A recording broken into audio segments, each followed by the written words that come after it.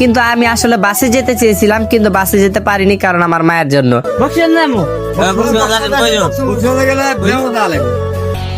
এই দেখুন আমি অবশেষে দেয়ানগঞ্জে এসে পড়েছি। এখানে দেয়ানগঞ্জে এই নদীটা কিসের আমি জানি না অবশ্য।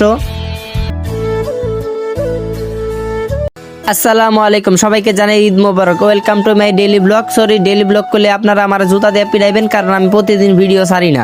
রমজান শেষের দিকে কিন্তু আমি গ্রামে যাওয়ার জন্য প্রস্তুতি নিচ্ছি। এখানে বিয়ের গ্রামে যাওয়ার জন্য প্রথমে আমি সেলুনে গিয়ে চুল কাটবো।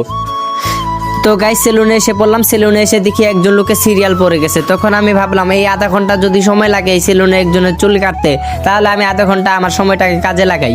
তারপর আমি সেলুনওয়ালাকে বলে আধা ঘন্টা সময় নিয়ে এক জায়গায় চলে গেলাম। আমি চলে গেলাম বাগরখানি কিনতে। এই বাগরখানি কেনার জন্য আমি তাকে বলে গেলাম যে আমি একটু আসছি, আমার আধা ঘন্টার মতো সময় লাগবে, আপনি এক কাজ করেন এই লোকের কাজটা সারতে থাকে না, আমি একটু চলে আসি। তখন দোকানদার বললো আচ্ছা ঠিক আছে তুমি যাও, তোমার এরপরে সিরিয়াল হয়ে যাবে। তারপর চলে গেলাম সোজা বাগরখানির দোকানে। এই বাগরখানির দোকানে নিতে আসলাম বাগরখানি। তারপর দোকানদার আমাকে এদিকে বাগরখানি ভরে দিচ্ছে। এখানে 2 কেজি বাগরখানি নিয়ে নিলাম। এরপর ভাবলাম আপনাদেরকে একটু বাগরখানি কিভাবে তৈরি করে সেটি দেখাই। এই দেখুন নিচে একটি চুলা আছে, এই চুলার ভিতরে বাগরখানি দিলেই বাগরখানি হয়ে যায়, মানে আটা মেখে ওখানে দিলেই হয়ে যায়। এদিকে প্রথমে বানিয়ে এভাবে 3 কোনা করে কাটে, আপনারা ভালো করে দেখুন। এখানে একটু ডলা দিয়ে তারপর 3টি করে দাগ দিয়ে এখানে ছেড়ে দিই। তারপর সেখান থেকে বাগরখানি নিয়ে সোজা বাসায় চলে যাচ্ছি। এখন সোজা বাসায় গিয়ে বাগরখানিগুলো আমার মাকে দিয়ে আসতে হবে। এই মাকে দিয়ে আসতে বলতে হবে যে ব্যাগটা গুছাও, এই বাগরখানিগুলো ব্যাগের মধ্যে ঢুকাও। ওইগুলো দিয়ে সোজা চলে আসলাম আবার সেলুনে। এই সেলুনে আসার জন্য তারপরে চুল কাটার জন্য আবার একটু ভাবলাম একটু ভিডিও দেখি, তখন একটু ভিডিও দেখা শুরু করেছিলাম। অবশেষে আমার সিরিয়াল এসে গেছে। এই দেখুন আমি কিভাবে চুল কাটবো। এই চুলগুলো অনেক বড় বড় হয়েছে, তাই এখানে আমি চুল কাটতে আসছি। এখন অবশেষে আমার সিরিয়াল এসে বললো, তাই আমি এখানে চেয়ারে বসে পড়ছি। তারপর আমাকে চুল কাটার জন্য কাপড় পরিয়ে দিচ্ছে। দেখুন আপনারা ভালো করে দেখুন, কাপড় পরিয়ে দিয়ে আমাকে চুল কাটার জন্য প্রস্তুতি নেওয়া হচ্ছে। তারপর আমার চুল কাটার পরে দেখা করছি আমি। তো গাইস চুল কাটা শেষ পরে আমি পরিশেষে সেখান থেকে বেরিয়ে টাকা দিয়ে বের হয়ে গেলাম। তারপরে সেখান থেকে চলে যাচ্ছি, বাই বাই। বাসায় এসে ব্যাগ গোছানো শুরু করলাম। প্রথমে আমি ব্যাগটা হাতে নিয়ে নিলাম। ব্যাগটা হাতে নেওয়ার পর তারপর সেখানে প্যান্ট রাখলাম, আরো অনেক কিছু রাখলাম। রাখার পরে কাপড়গুলো গুছিয়ে নিলাম। হ্যালো গাইস, আমি সারা রাত ঘুমাই নাই বুঝছেন ভাই। এই মনে করেন স্টেশনে যাবো, আবার যে রাতে যদি ঘুমাই মনে করেন সকালবেলা ওঠা আমার পক্ষে একদম কঠিন ব্যাপার হয়ে যায়। এর লাগে আমি সারা রাত আর ঘুমাই নাই। সারা রাত মানে এমনি মোবাইল দেখে সময়টা কাটাইছি আর কি। যাই হোক এখন আমরা গ্রামে চলে যাবো। এই শহর থেকে গ্রাম ব্লগটা জানি না কেমন হবে আপনাদের কাছে, তবে জানি না কতজন মানুষ দেখবে। তারপর একটি রিক্সা নিয়ে আমি চলে গেলাম একদম Kamalapur rail station. Kamalapur rail স্টেশনে যাওয়ার পরে আমি এখনো ঢাকায় আছি। যাত্রাপথে অনেকগুলো বাস দেখতেছি, কিন্তু আমি আসলে বাসে যেতে চেয়েছিলাম, কিন্তু বাসে যেতে পারিনি কারণ আমার মায়ের জন্য। মা বাসে উঠলেই অসুস্থ হয়ে যায়, বমি করে, এজন্য আমি বাসে উঠতে পারিনি। আমার বাসে যেতে অনেক ভালো লাগতো, কিন্তু জানি না ট্রেনে সিট পাবো কিনা, তাই আমি চলে গেলাম। এখন দেখি কমলাপুরের এদিকে রাস্তাটা অনেক ক্লিয়ার হয়ে গেছে, তবে আগে তো আর এরকম রাস্তা ছিল না। এদিকে দেখি রাস্তাটা ক্লিয়ার, এটা দেখে আরো অনেক ভালো লাগলো। ভাবলাম আপনাদেরকেও আমি দেখাই।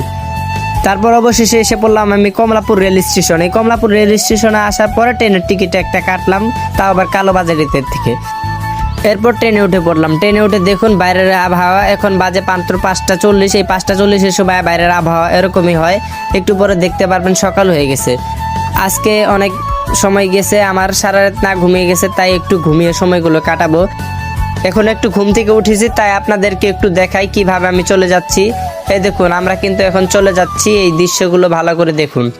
এখন আমরা আছি ময়মনসিংহ থেকে আবার পার হয়ে গেলাম। ময়মনসিংহ থেকে পার হওয়ার পর আবার চলে ময়মনসিংহ এর পর বিদ্যাগঞ্জ এসেছিল, কিন্তু বিদ্যাগঞ্জ এখানে দেখায়নি। এখানে দেখানো হয়েছে পিয়ারপুর, যেখানে থরস অফ বিলালের আমি একটি শুটিং দেখেছিলাম এই পিয়ারপুরেই। তারপর এই অবশেষে এই পিয়ারপুরও ছাড়িয়ে গেলাম। পিয়ারপুরের পরও আরো 2টি স্টেশন এসেছে, যেগুলো আমি এই ভিডিওতে দেখাইনি। এই স্টেশনে পরে আবার এসেছে জামালপুর, আমাদের নিজের জেলা। এখানে আমি থাকি এই জামালপুর জেলায়। এই জামালপুর হলো আমার নিজের জেলা। তারপর ভাবলাম আমি তো নামবো দেয়ানগঞ্জ, তাই জামালপুর নামলাম না। জামালপুর ইচ্ছে করলে নামতে পারতাম, কিন্তু নামি নেই, কারণ ভাড়া বেশি লাগবে বলে। জামালপুরের পরে মেলান্দো আসছিল, কিন্তু মেলান্দো এখানে ভিডিওতে দেখাইলাম না, কারণ একটু সময় লাগবে, ভিডিওটা বড় হবে বলে এখানে দুরমুট দেখাইলাম। কারণ দুরমুট হলো আমাদের এখানে মেলা হয়। এই দুরমুটের পরে আমি দেখালাম হলো ইসলামপুর। ইসলামের পরে হচ্ছে দেয়ানগঞ্জ। তা অবশেষে আমি দেয়ানগঞ্জ এসে পড়লাম। এই দেয়ানগঞ্জ হলো আমি নামবো, এখান থেকে নেমে সোজা বক্সিগঞ্জ, বক্সিগঞ্জ থেকে সোজা সারমারা আমার এলাকা। দেয়ানগঞ্জ আসলাম, ট্রেন থেকে নামলাম। নামার পরে এখানে একটি গাড়ি খুঁজতেছি, একটি অটো লাগবে আমার, এখানে অটো খুঁজতে আসলাম। বক্সিগঞ্জ যাবো গাইস, অবশেষে গাড়ি পেয়ে গেছি। এখন মানে মারে আনতে যাইতেছি আবার মারে আইন না, তারপর গাড়ি চড়ে ডাইরেক্ট দেয়ানগঞ্জ থেকে ডাইরেক্ট বক্সিগঞ্জ চলে যাবো। এই দেখুন আমি অবশেষে দেয়ানগঞ্জে এসে পড়েছি। এখানে দেয়ানগঞ্জে এই নদীটা কিসের আমি জানি না অবশ্য।